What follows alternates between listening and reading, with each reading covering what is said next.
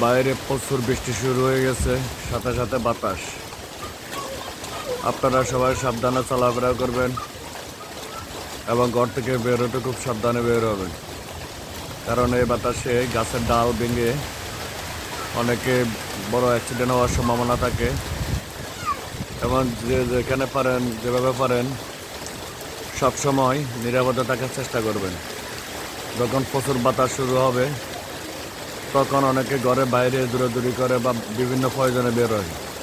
সবচেয়ে নিরাপদ স্থান হচ্ছে যখন বৃষ্টি এবং প্রচুর বাতাস শুরু হবে তখন পর্যাপ্ত পরিমাণ নিরাপদ স্থানে গিয়ে আশ্রয় নেবেন।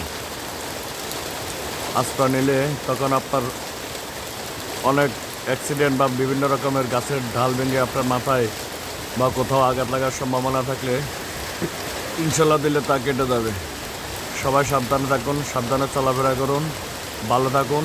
ধন্যবাদ।